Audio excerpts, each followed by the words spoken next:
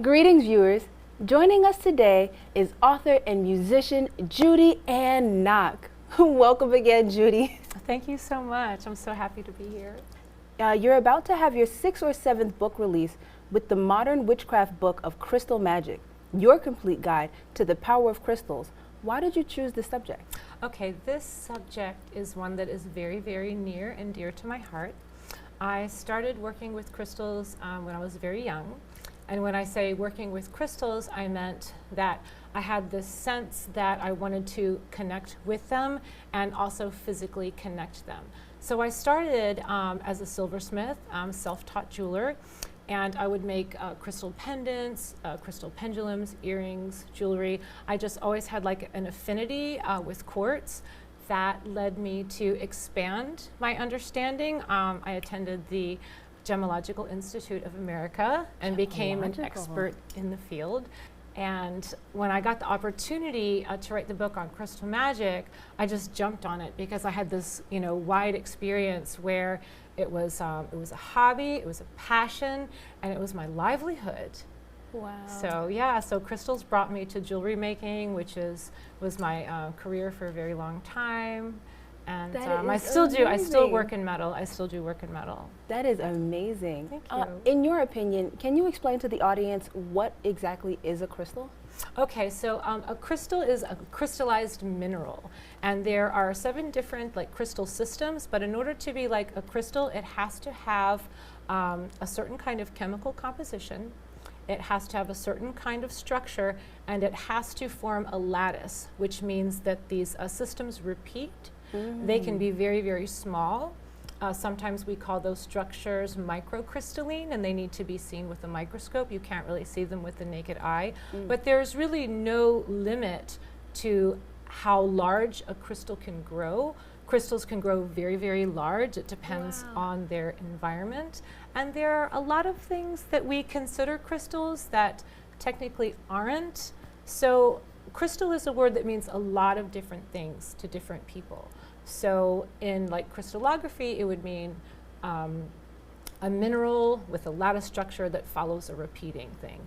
But when we get into metaphysics, crystals are could be a rock, could be glass, like obsidian is used as a crystal, could be an organic, like amber is petrified tree resin, which is also considered a crystal. So it really kind of depends on what you're planning to do with it.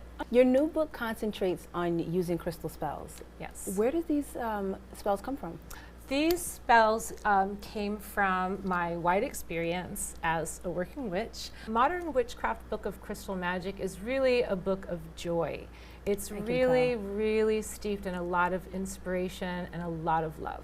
How did you choose the stones that made the cut? It was so difficult. So I had an agreement with my publisher that we were going to do 50. And when I started on the list, I think I had about 75, and trying to whittle it down was really, really challenging. So I started with stones that I know well, that I like to work with. Right. And then I had to expand my understanding and learn a lot. So lucky for me, I live in New York City, and I have this affiliation with GIA, the Gemological Institute of America, so I did some research there. I did a lot of research at the American Museum of Natural History. They have an amazing wing of gem and minerals. I'm a new mom. Congratulations! Thank you so much. And my little autumn moon, actually. I love to call her my moon girl. I just want to protect her and have her have peace and positive energy. Do you have any suggestions on crystals? I absolutely would. For protection, I would suggest tiger's eye. Grounding, I would suggest hematite. Hematite and tiger's eye? Yes, that's what I would suggest for protection and grounding. That is amazing. Anything else for peace or good energy? Just because I like to take her out in the world with me sometimes, go downtown. And in New York, I'm sure in New York, there's a bunch of different personalities. So anything to protect her from, just bouncing energies or anything? Well, the thing that's going to protect her the most is you. That's going to be her mom. Mommy. But if mom needs an extra charge, definitely I would recommend onyx Jasper is really good for that as I've heard well. Jasper before. Jasper Yes, sounds good. yes, Okay. absolutely. Jasper it is, and onyx it is. Thank you. Thank you so much for coming on the show. You're beautiful. I cannot wait to get my hands on this book. So much information I just don't even know about that I would love to have in my house, and just like for positivity, just to even read. Yes, well, that's the great thing about this book and why I'm super excited about it, because there's tons and tons of books on the shelf that tell you like about the different attributes of crystals, what they mean, which ones are good for inspiration, which ones are good for like prosperity, love, good fortune, protection, wards, but they don't tell you what to do with them. Wow.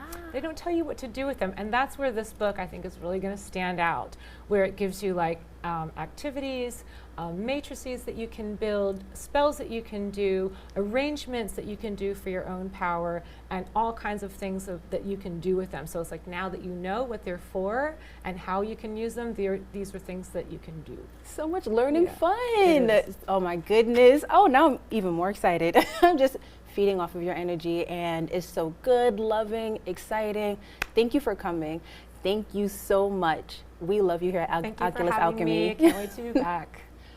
The Modern Witchcraft Book of Crystal Magic, as well as all of Miss Nock's titles, are available at simonandschuster.com and at all fine booksellers. We would like to thank you, the viewers, for tuning in. Until next time, thank you for watching Oculus Alchemy.